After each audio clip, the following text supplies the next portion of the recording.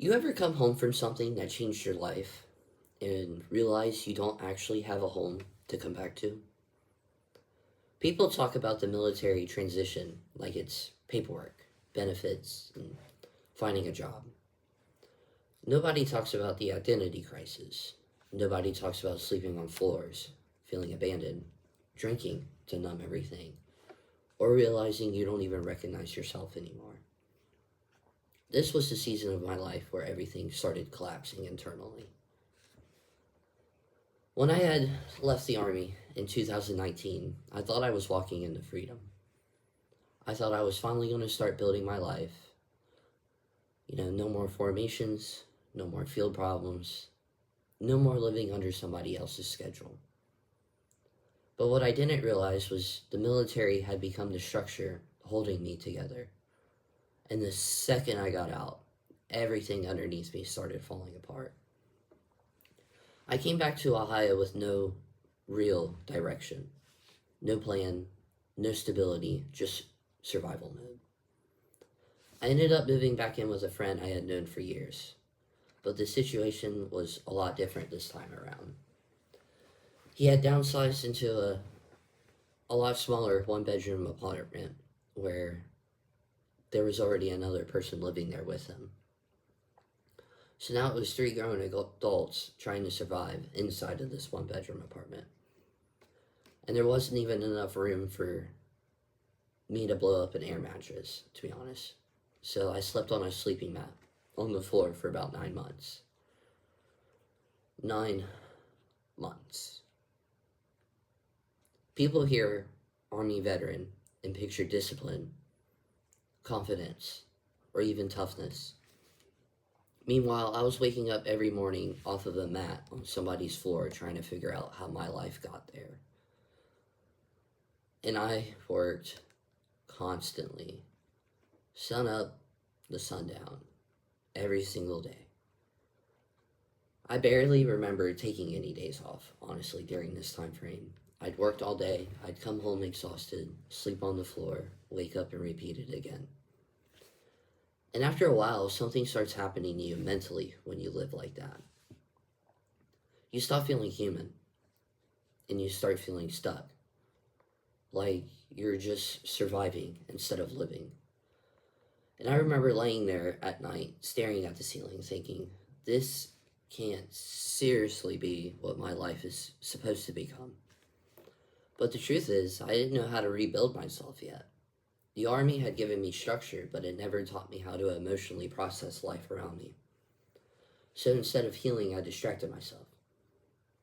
I drank more, I buried myself in work, and I avoided my emotions. And eventually, the tension inside the apartment started getting worse and worse.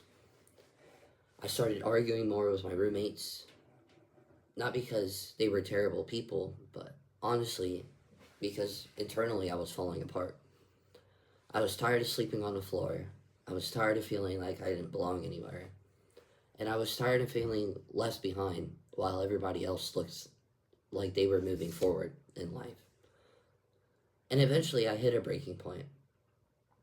And I remember waking up one morning, getting dressed for work, and just deciding that I'm done.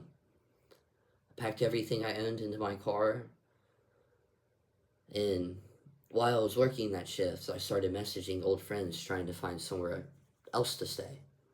That's how desperate I was. And I didn't even know where I was sleeping that night.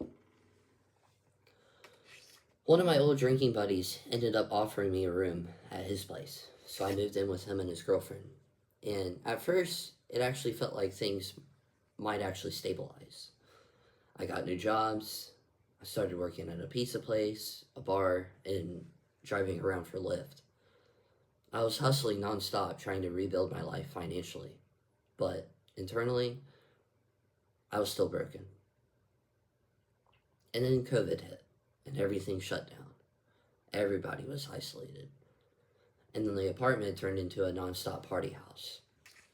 People were over constantly, drinking constantly, escaping reality constantly. And because I was already hurting internally, I joined right in. And that season of my life became one giant blur. Alcohol, loneliness, depression, noise, distraction. And the crazy part is you can be surrounded by people every single day and still feel completely alone. That's where I was mentally. And I remember one specific night during that season where I finally hit a low point emotionally. I was exhausted. I was spiritually drained. I was mentally numb. And I hit my knees beside my bed and prayed. And this wasn't some polished church prayer either. This was something real. This was a real prayer. The kind where you don't even know what to say anymore. I just remember asking God for direction that night, asking Him to help me, asking Him to send somebody into my life who could help me continue forward because I felt lost. And looking back now, that prayer changed everything. But what happened next taught me one of the most biggest lessons of my life so far. Not every answer that shows up after prayer comes from God. Sometimes life presents two doors at the same time. One that leads towards growth, and one that leads your destruction. But when you're emotionally wounded, you don't recognize the difference immediately. And that's exactly where I was. One Saturday morning, my roommate randomly asked me if I wanted to go get pizza. I thought nothing of it.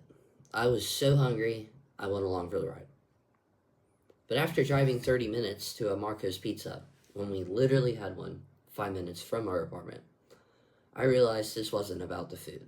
This was about a girl. And standing there inside that pizza shop, watching the situation unfold, I had no idea that moment was about to change the direction of my life again. Because sometimes the biggest turning points in your life don't feel dramatic when they happen. Sometimes they look completely ordinary. A random drive, a random conversation, a random night, and then years later, you realize that moment altered everything. That night would introduce me to a relationship that would eventually force me to confront things about myself that I had been avoiding my entire life. My anger, my attachment issues, my need for validation, my fear of abandonment, and my inability to recognize manipulation. And honestly, that relationship would eventually break me down so deeply that I would finally be forced to rebuild myself from the ground up. But at the time, I didn't see any of that coming. At the time, I just thought I was meeting somebody new. And sometimes, that's how life works. The moments that shape you the most rarely announce themselves when they do arrive.